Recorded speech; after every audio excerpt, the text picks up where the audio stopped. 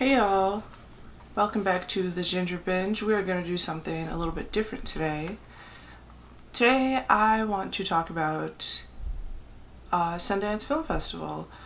It is coming up at the end of this month to the beginning of February, and although I will not be there, I just wanted to shout out some films that will be debuting at the festival that I think you should check out. So if you think that sounds good, please stick around. Also, you guys, don't forget to like and subscribe and comment if you like. Share, whatever you want to do. Show your girl some love sometimes. That's all I ask. Okay, thank you. So I'm going to start off with narratives today. The first one being Clemency, a film about a black female prison warden who has to execute young black men, and it's taken a toll on her personally. And it starred Alfre Woodard and Aldous Hodge and Wendell Pierce and Danielle Brooks, and it's a topic that we don't really talk about. It seems like a heavy film, but something that we desperately need right now in our society. We need to have a conversation about this. I literally cannot toot my own horn because I was only there for a day, but your girl technically worked on this film, and shout out to Carol and all you guys. Have fun. This film is Give Me Liberty, and it was shot here in Milwaukee, and I know very little what it's about, but I hope it's good. I had a great time on set. Chris is an amazing actor. All y'all are going to be thirsting after him. So if you don't know, Milwaukee is the most segregated city in America, and I don't really know how to feel since there was, to my knowledge, not a black person assisting with writing this film. The protagonist, Vic, has to kind of pick between helping out these elderly Russian people trying to get to a funeral and helping out a young black woman with ALS, and shit is going down in the city, and fingers crossed it's not a white savior film. The next narrative is a film that I have been waiting for years, since it was announced. If I were there, I would be front row. I don't know how to get front row at Sundance, but my best friend works there, hook me up, girl, like, oh my god. And that film is extremely evil, shockingly wicked and vile. That's a biopic starring your boy Zac Efron playing Ted Bundy. There's a movie made every year about Dahmer. We get it. But Bundy, I feel like the only thing people know about him is that he was a serial killer and that he lured women in because he was cute. Yes.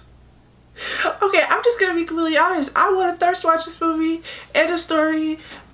Judge me, whatever. Okay, goodbye. Go watch it. Zach will be there looking like a snack. Whatever. Goodbye. Bye. The final narrative I want to talk about is called Little Monsters. It is a film about kindergarten teachers and their students in the zombie apocalypse. And it's starring Lupita Nyong'o, Josh Gad. I love the direction Lupita's taking her career right now. She has this, and then right after that we'll have Us, and I stand black women in horror. Like that's my realm. That's my forte. That's my business. That's my shit. And I can't wait to see that film whenever it's available for me, because broke bitches can't go to Sundance. Now we're gonna move on to the docs. The first one that I want to talk about is called Always in Season, and that is a film about present-day lynching in the United States. And until very recently, that shit was legal. Not legal, but it wasn't considered a hate crime. somehow, I'm tired of saying this is a conversation we need to have, but like, it's a conversation that we need to have. Like, black people are still seen as subhumans in this country, and I think it's safe to say we're tired of that shit. So yeah, let's talk about it. The next documentary is one called Bedlam. It's about a psychiatrist that goes to places that you don't see prioritized in discussions of mental illness, like prison and with homeless people. Mental illness is a topic that I hold very dear. You know, I know more people that are affected by it than not. I would check that one out. So I have been interested in this topic since I was a child. This documentary is called One Child Nation, and it is about how for a generation or two in China there was a rule, basically modern eugenics. You could only have one kid at a time, to decrease population, blah, blah, blah, overpopulation, blah, blah, blah, not a real thing, whatever. And because of this rule, and because of misogyny, which is a worldwide problem, as you will learn by watching this film, parents wanted to have a boy. Boys were seen as profitable, a better investment for their retirement in the future. Boys could take care of their parents, whereas girls couldn't. Like a woman, I guess, doesn't have the responsibility to take care of her parents because she's taking care of her own family and her husband's family and so on and so forth. So a lot of these little baby girls would get aborted, and now in China there is a female drought. I wonder why. And there are more men than women, and these men are trying to find wives, and so it's getting really competitive. People go to great lengths to get a wife, and it's really affecting rural China. And so a lot of those men are flocking to cities to find a bride, and the women, they get to pick and choose. Everything's on their term. It is a woman's world in China. Yeah. The next documentary that I would watch is called Advocate, and it is about a Jewish Israeli woman who does the right thing and defends Palestinians against the unjust regime of Israel. I believe that Zionism is not okay, and that you can be anti-Zionist without being anti-Semitic, and I take my beliefs from anti-Zionist Jews, and what's happening over there is happening here in America. I have a very strong connection as a Black American woman to Palestine, and the fact that they have Israeli, not American, but Israeli Jews in their corner is very important for change in that country, and I'm getting goosebumps just thinking about it.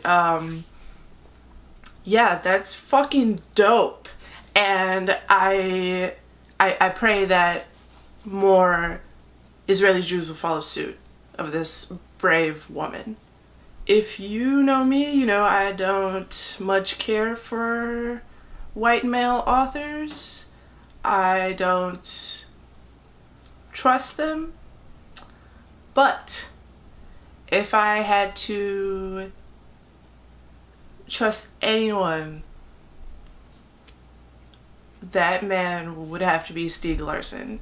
If you don't know him, you probably know the films that were made after his death, the Girl with the Dragon Tattoo series, and I love him because he lived in one of the most white supremacist countries, but he was a feminist. He advocated for people of color. He cared about LGBT rights, just everything that was frowned upon at the time in Sweden. And he died for it. And I'm glad we're finally getting a doc on him. I wish more people were like him. That's real allyship. That's my man. The next film I am not going to talk about for very long because I don't want to cry on camera again. And that is Love, Antosha, a documentary about Anton Yelchin.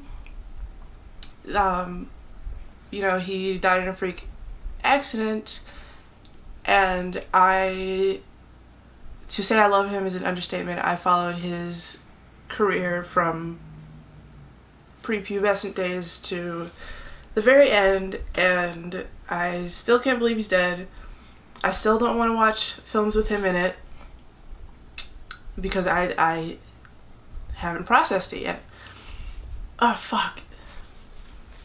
Fuck me. The next doc that I don't know if I'd see, but I feel like it's relevant enough to mention, is the Harvey Weinstein doc called Untouchable. And it's about Harvey Weinstein and how he got away with doing what he did for such a long time. Blah, blah, blah, blah. The next documentary is called The Pieces I Am, a documentary about Toni Morrison. And she's not dead, but she is rather slept on. She is one of the most prominent black female authors to ever exist. And it's about time she got her recognition. And, you know, I'm a firm believer in giving people their flowers while they're alive. So I recommend it.